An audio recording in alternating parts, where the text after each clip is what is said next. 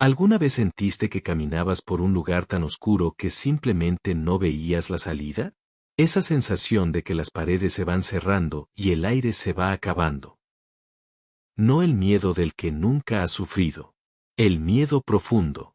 El de quien ya conoce el peso del dolor de verdad y no sabe cuánto más puede aguantar. Hoy vamos a hablar del versículo más famoso de toda la Biblia. Y vas a descubrir que no es un poema para niños. Es una promesa escrita con sangre para adultos rotos. Piénsalo un segundo. ¿Sabes cuántas veces se ha leído el Salmo 23 frente a una tumba fría? En el cementerio, cuando ya no quedan palabras y solo quedan lágrimas.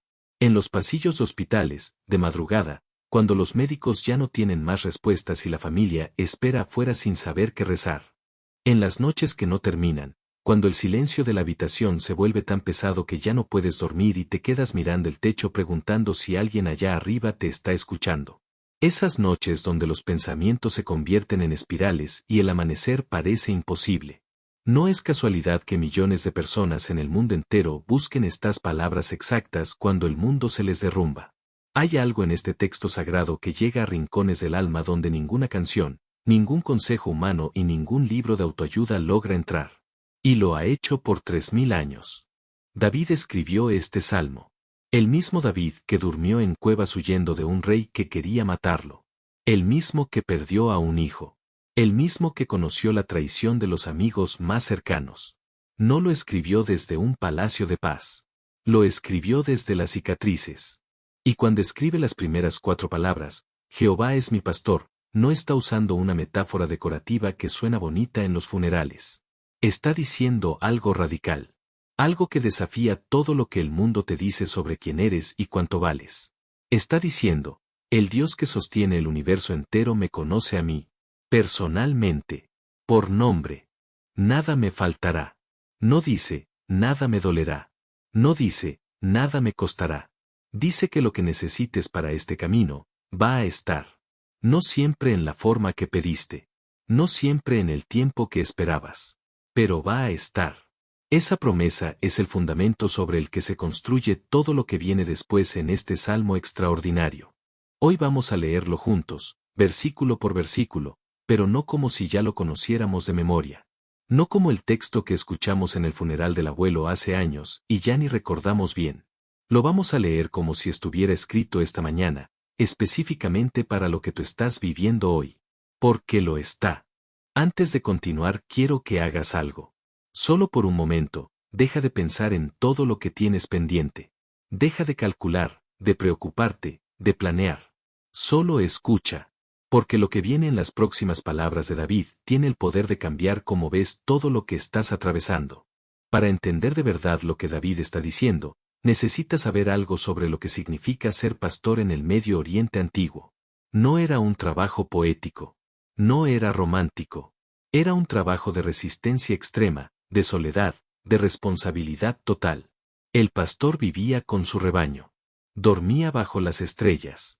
Conocía a cada oveja por nombre y por carácter. David lo sabía de primera mano. Él mismo fue pastor desde niño. Y en un Samuel nos cuenta que cuando un oso y un león atacaron su rebaño, él fue detrás. No huyó. Fue detrás del depredador y lo mató con sus propias manos para proteger sus ovejas.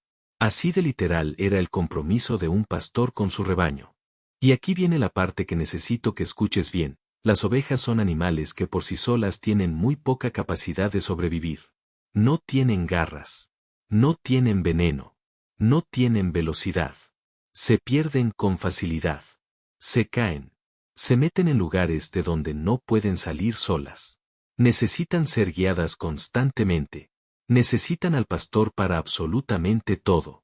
¿Y sabes qué hace el pastor cuando una oveja se pierde? Deja las 99 y va a buscar la una que falta. No porque sea la más valiosa económicamente, sino porque le pertenece, porque la conoce, porque la ausencia de una sola le importa.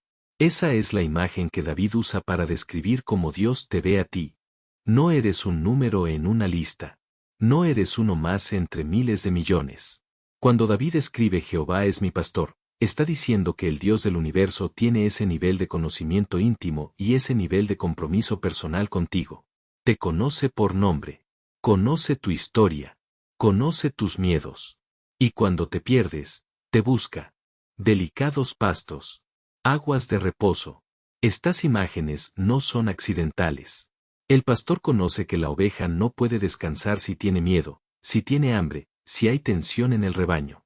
El pastor primero resuelve todo eso para que la oveja pueda tumbarse en paz. El descanso real no lo puedes forzar.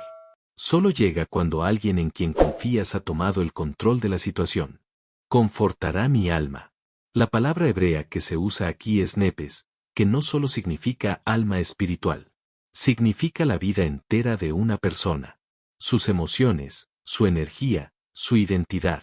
Dios no solo restaura tu espíritu, restaura tu nepes. Tu capacidad de sentir, de vivir, de ser tú otra vez después de que algo te quebró. Y nos lleva por sendas de justicia por amor de su nombre. No para que lo merezcamos. No porque hayamos cumplido todos los requisitos. Por amor de su nombre, porque Él es fiel a quien es, independientemente de quién somos nosotros en ese momento. Eso es gracia. Y eso es lo que el pastor ofrece a sus ovejas. Y entonces llega el versículo que nadie pone en las tarjetas de cumpleaños. El versículo que no aparece en las tazas motivacionales. El versículo que solo entiendes de verdad cuando lo has vivido en carne propia. Aunque ande en valle de sombra de muerte. Nota algo crucial en ese versículo que cambia todo. No dice aunque llegue al borde del valle. No dice aunque vea el valle desde lejos. Dice aunque ande. Presente continuo. Caminando dentro. Completamente dentro del valle. No en los bordes, no asomándose, adentro. David conocía ese lugar. Y lo describe con una honestidad que quita el aliento. No temeré mal alguno. No porque el peligro desapareció. No porque el dolor se fue. Sino porque tú estarás conmigo. El pastor no promete que no habrá valles. Promete que no los cruzarás solo. Esa es la diferencia entre religión y fe real. La religión promete que si eres bueno no tendrás valles. La fe dice, habrá valles, y no estarás solo en ninguno de ellos. La vara y el cayado. Dos herramientas distintas con dos propósitos distintos. El cayado, con su gancho, rescataba a las ovejas que caían en grietas o se metían en lugares peligrosos. La vara protegía del peligro externo. Juntas representaban guía y protección simultáneas. El pastor tenía un instrumento para cada tipo de problema que enfrentaba la oveja. ¿Cuál es tu valle hoy? No tienes que responderlo en voz alta. Solo piénsalo.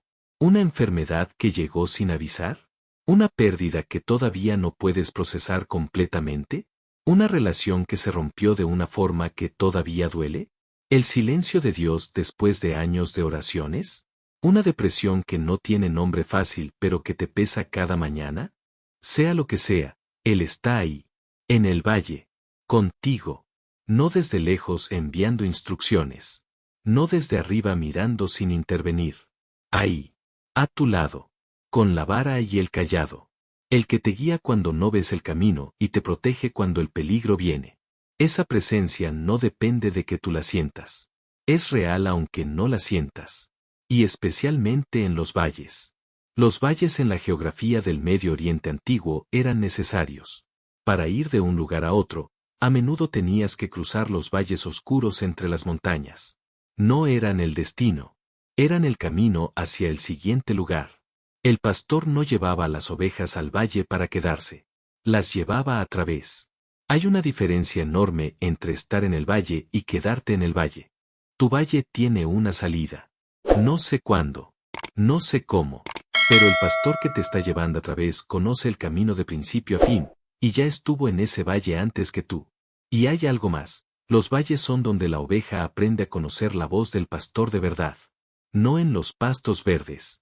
En la oscuridad, cuando no puedes ver nada y solo puedes escuchar. En los pastos verdes es fácil confiar. En el valle es donde la fe se convierte en algo real, trabajado, profundo. David escribió este salmo desde el valle, no desde la victoria. Y por eso ha consolado a millones de personas que también estaban en el valle cuando lo encontraron. Las palabras que salen del sufrimiento real llegan al sufrimiento real. Si estás en un valle hoy, esto es para ti específicamente, no temas mal alguno.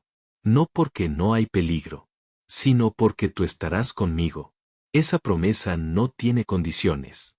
No tiene fecha de vencimiento. No depende de cuán bien te hayas portado esta semana. Es absoluta. Y es tuya. Y entonces David escribe algo que la primera vez que lo lees tiene que detenerte. Algo que va completamente en contra de toda lógica humana. Porque la lógica humana dice, primero elimina los peligros, después celebra. Primero resuelve los problemas, después descansa. Primero vence a los enemigos, después come en paz. En presencia de mis angustiadores. No después de que mis enemigos desaparecieron. No cuando ya todo esté resuelto y tranquilo. Ahora, con ellos presentes. Eso es lo extraordinario de este versículo. Dios no le dice a David, espera que pase el peligro para darte lo que necesitas. Le pone la mesa en medio del peligro. Y unge mi cabeza con aceite. En la cultura antigua, ungir la cabeza de un invitado era el gesto de mayor honor que un anfitrión podía dar. Era decirle, eres especial. Eres bienvenido. Eres valorado. Dios te unge. En medio de todo. Con tus enemigos mirando. Con tus problemas sin resolver. Con tu historia incompleta. Te unge y dice, eres mío y eso te hace valioso. Mi copa está rebosando. No llena. Rebosando. Hay una diferencia. Lo que Dios da no cabe exactamente en el espacio que tienes disponible para recibirlo. Desborda. Excede. Va más allá de lo que pediste o esperabas. No porque seas especial por tus méritos, sino porque esa es la naturaleza de la generosidad de Dios. Rebosa. ¿Entiendes lo que esto significa para tu vida práctica? Significa que la provisión de Dios no espera a que todo esté resuelto para llegar. Llega en medio del caos. En medio de la enfermedad, aparece paz inexplicable. En medio de la escasez, aparece lo suficiente. En medio de la soledad, aparece la presencia. No como magia, como la mesa puesta por el pastor que conoce exactamente lo que necesitas. ¿Cuántas veces has experimentado eso? El momento en que en medio de lo más difícil apareció algo que no esperabas. Una llamada de alguien exactamente cuando más lo necesitabas. Una provisión que no tenía explicación lógica. Una paz que no tenías derecho a sentir según las circunstancias. Eso era la mesa. Eso era el aceite. Eso era la copa rebosando. Dios no opera con la lógica del mundo que dice, primero arregla todo y después celebra. Dios opera con una lógica diferente, celebra en medio de todo y esa celebración misma es parte de cómo Él pelea tus batallas. Cuando confías en el pastor en medio del peligro, algo sobrenatural ocurre que ninguna estrategia humana puede producir. Y David termina el salmo con algo que en español perdemos un poco de su fuerza. Ciertamente el bien y la misericordia me seguirán todos los días de mi vida. La palabra hebrea que se traduce como seguirán es radab, que literalmente significa perseguir. No caminar tranquilamente detrás. Perseguir activamente. El bien y la misericordia de Dios te persiguen. Te siguen la pista. No se rinden cuando te metes en el valle. No se detienen cuando tomas el camino equivocado. No se cansan cuando llevas años en la misma lucha. Te persiguen. Todos los días de tu vida. No los días que te lo mereces. Todos los días. Sin excepción. Sin condición. Y en la casa de Jehová moraré por largos días. No visitaré. No pasaré por ahí de vez en cuando. Moraré. La palabra significa habitar permanentemente, establecer residencia. David está diciendo que la relación con el pastor no es una visita de emergencia que ocurre solo cuando hay crisis. Es una residencia. Un hogar. Un lugar de pertenencia permanente. Hay personas que solo buscan a Dios en las crisis.